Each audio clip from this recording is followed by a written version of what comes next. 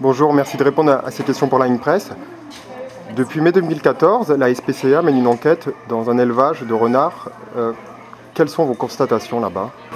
Donc, en effet, comme nous avons un département d'inspection et enquête, on applique la code criminel pour tous les animaux. Nous avons reçu une plainte, puis nous avons enquêté. Puis sur place, nous avons retrouvé à peu près une centaine de renards, à peu près 1500 bisons, dans des conditions, à notre avis, non acceptables. Puis, nous avons procédé à une perquisition. 2 renards ont été saisis, puis 2 chiens aussi.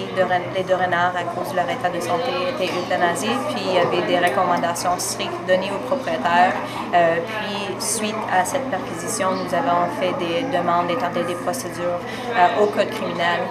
Selon la vétérinaire Dr. Cox, qui est un spécialiste en faune, son rapport détaille des renards à niveau de déshydratation entre 7 et 10 %, puis ça nécessite une intervention des fluides pour être réhydraté, des otites, des conjonctivites, des fractures, des blessures, d'autres problèmes neurologiques. Donc, au niveau médical, tout qu'on pourrait penser des grands problèmes au niveau de la santé et bien-être des renards et de certains bisons aussi.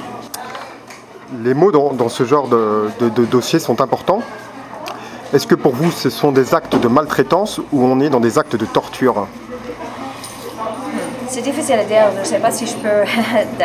En effet, je pense qu'on parle de torture, c'est plus des commissions. Pour moi, peut-être maltraitance, c'est plus des omissions. C'est certain ici, c'est le manque de soins. Donc, je dirais c'est la maltraitance, mais est-ce que je peux décrire que la qualité de vie pour ces animaux, c'est torture? Peut-être oui. Je ne pourrais pas imaginer vivre dans ces conditions-là. Les renards vivent sur des cages à fond grillagé qui fait mal à leurs pattes. Donc, il n'y a aucun endroit plat et plein, même pour qu'ils puissent coucher. Donc, c'est des animaux normalement qui aiment social, qui aiment courir. Ils ne peuvent même pas bouger d'une façon normale à cause de leur cage. Donc, on parle quand même d'une vie sans aucune qualité, vraiment difficile à voir. Puis, surtout ici, une maltraitance certainement illégale au niveau de la loi provinciale. Puis ça, c'était admis par la ministère de la Faune. Ils ont émis des constats d'infraction, mais encore refusé de retirer les animaux sur les lieux. Est-ce qu'aujourd'hui vous dénoncez le gouvernement du Québec, ou tout au moins le ministère dans la gestion de ce dossier? J'ai pas compris la question. Est-ce que vous dénoncez le gouvernement du Québec, du moins le ministère dans la gestion de ce dossier? Oui, bien sûr. Pour nous, c'est une question que le gouvernement n'agit pas comme il faut. À un certain moment, eux sont, au niveau provincial, la seule espoir pour ces animaux. Et le fait que, si on regarde le dossier au complet, la propriétaire était déjà reconnue coupable pour la cruauté animale. Depuis le 8 mai, il était avisé que les conditions étaient non acceptables. Il y avait des copies des lois au niveau provincial et fédéral, des copies des codes de pratique qui sont créés par des éleveurs. Puis depuis le 8 mai, la situation a détérioré.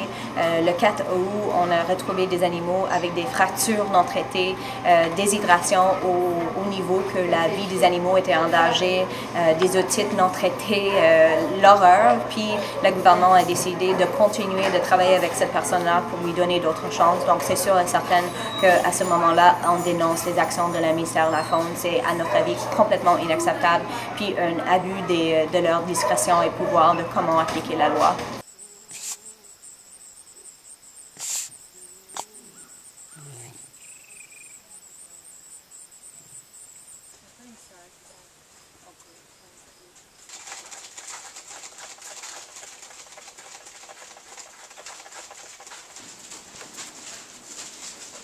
Yeah, that's what I'm over there too. Okay.